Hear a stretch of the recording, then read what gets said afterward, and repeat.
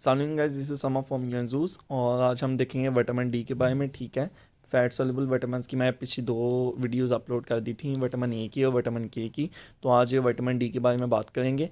तो basically vitamin D का role क्या है और ये कैसे मेटाबोलाइज होता है बॉडी के अंदर, कहाँ से आता है, और ये क्या कैसे कैल्शियम को और फॉस्फेट को रेगुलेट करता है, तो वो भी आज देखेंगे। ठीक है, तो चलते हैं विटामिन डी के ऊपर। ठीक है, हमें पता है, ये मैंने आपके सामने पहले ये एक डायग्राम बना दी जिसमें ये जीआईटी है, गैस्ट्रो इंटेस्टिनल ट्रैक्ट है, ठीक है, बोन है, लीवर है, ब्लड सर्कुलेशन है, और ये किडनी है, प्रॉक्सिमल कन्वोल्यूटेड ट्यूब्यूल है, और ये स्किन का एक सबना है। ठीक है, और एक पैराथायरॉइड हार्मोन है। ठीक हो गया।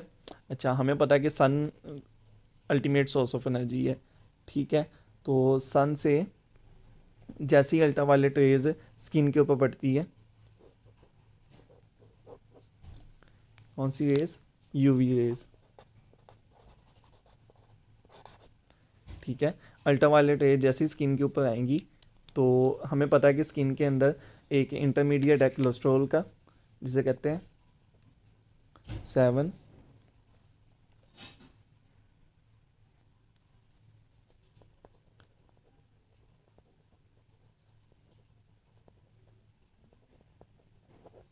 70 हाइड्रो कोलेस्ट्रॉल। बेसिकली हमें पता है कि विटामिन डी भी एक कोलेस्ट्रॉल का मालिक्यूल का यह एक टाइप है। ठीक है, मैं इधर बना देता हूँ।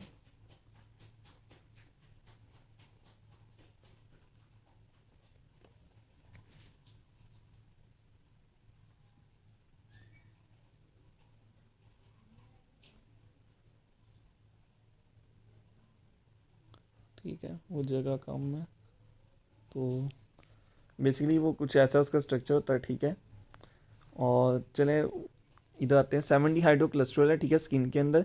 ठीक है, जैसी अल्ट्रावायलेट रेज आएंगी तो ये कन्वर्ट हो जाएगा किसके अंदर?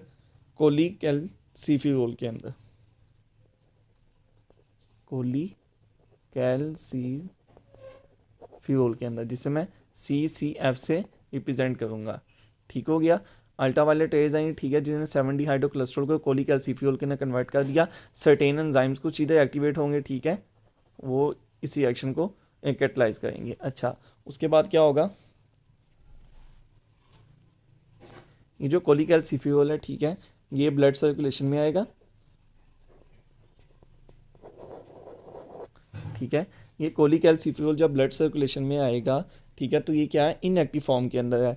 बेसिकली इसे एक्टिव फॉर्म के लिए दो जगह इसकी हाइड्रोक्सिलेशन होनी चाहिए।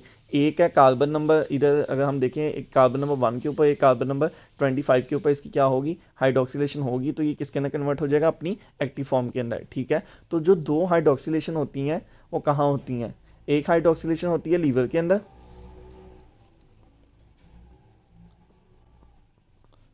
First hydroxylation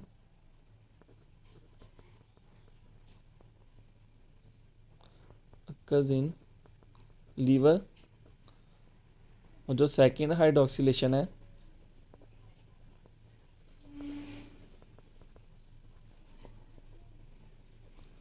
occurs in kidney. ठीक है, तो दो जगह ये हाइड्रोक्सिलेशन होती हैं। अच्छा, एक लीवर के अंदर इसकी हाइड्रोक्सिलेशन होगी और एक किडनी के इसके अंदर इसकी हाइड्रोक्सिलेशन होगी। तो जब ये CCF ब्लड सर्कुलेशन में आया तो ब्लड इसे कहाँ ले जाएगा? लीवर के अंदर। ठीक है, तो लीवर के सेल जो हिपेटोसाइट्स हैं उसके अंदर कुछ सर्टेन एंजाइम है जो कोलीकैल्सिफिरोल की हाइड्रोक्सिलेशन कराएंगे। ठीक है, तो बेसिकली ये कार्बन नंबर 1 के ऊपर हो, कार्बन नंबर 25 पे, सॉरी, कार्बन नंबर 25 के ऊपर होगी। ठीक है, तो उस एंजाइम को क्या कहेंगे? 25 हाइड्रोक्सिलेज। ठीक है, ये क्या कराएगा? ये CCF की, कोलीकैल्सिफिरोल की हाइड्रोक्सिलेशन कराएगा। कहाँ? कार्बन नंबर 25 पे। क्योंकि कार्बन नंबर 25 पे करा है, इसे कार्बन नंबर 25 की वजह से 25 हाइड्रोक्सिलेज कह दिया गया। ठीक है, तो ये किसके अंदर कन्वर्ट हो जाएगा? लीवर के अंदर CCF कन्वर्ट हो जाएगा। ठीक है, 25 हाइड्रोक्सिलेज कोलीकैल्सिफिरोल। ठीक हो गया।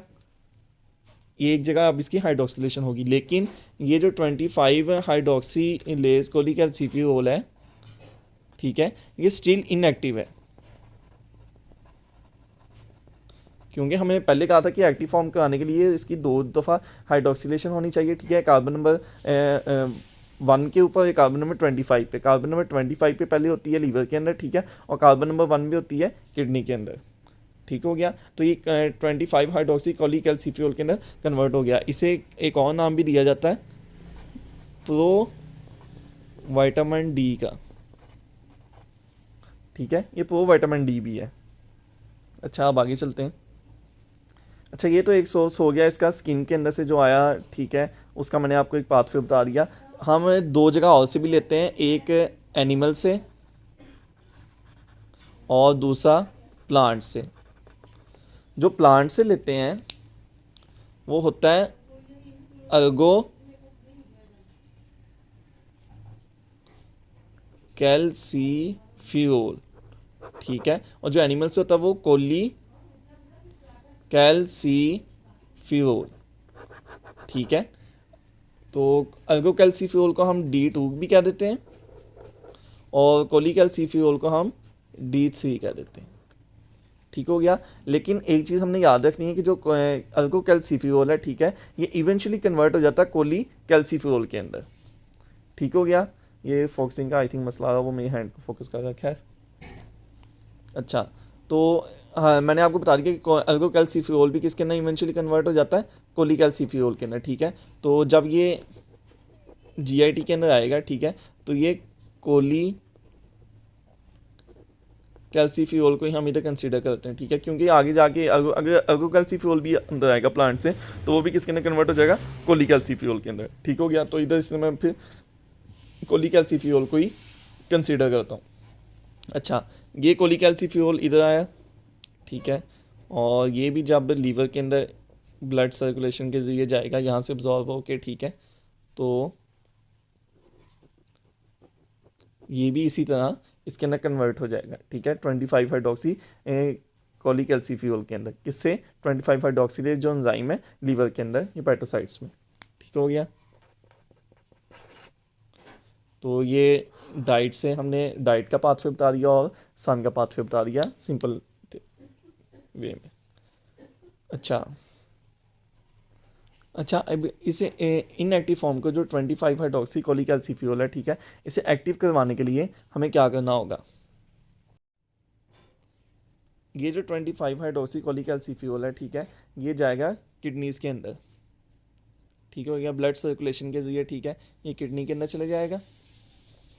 और जो ये प्रॉक्सिमल कन्वोल्यूटेड ट्यूब्यूल है, ठीक है, इधर एंजाइम होगा कौन सा, 1 अल्फा हाइड्रोक्सिलेज।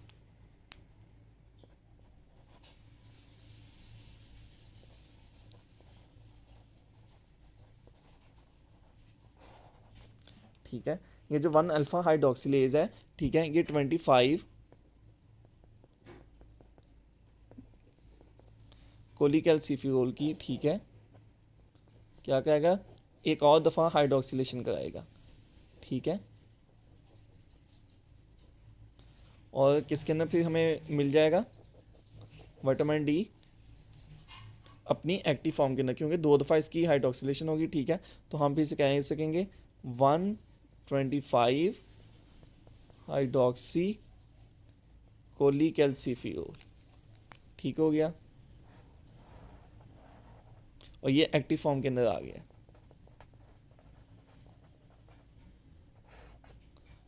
ठीक है, और ये विटामिन डी का एक सिंपल एक्टिव जो इसकी एक्टिव फॉर्म के अंदर आने का ये साइकिल था। ठीक है, और उम्मीद है कि इंशाल्लाह ये आपको समझ आ गया होगा। अच्छा, तो इसका ओवरव्यू ले लेते हैं। ठीक है, अल्ट्रावायलेट रेज आई स्किन के ऊपर, स्किन से क्या हुआ, 7D हाइड्रो कोलेस्ट्रॉल किसके अंदर कन्वर्ट हो गया, कोली कैल्सीफियोल के अंदर। ठीक है, कुछ एंजाइम्स एक्टिवेट हुआ, उन्होंने इस रिएक्शन को कैटलाइज कराया। ठीक है, उसे मैं CCF के से नाम दिया कोली कैल्सीफियोल को। CCF कहाँ गया, लीवर के अंदर, ब्लड सर्कुलेशन के जरिए लीवर के अंदर इसकी क्या होगी, हाइड्रोक्सिलेशन होगी।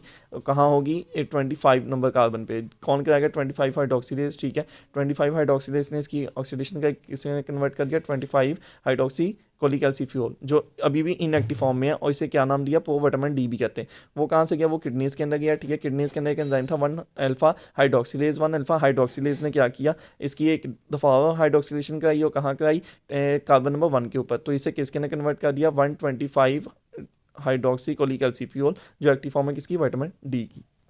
अच्छा, अब आ जाते हैं कि विटामिन डी करता क्या है, ठीक है।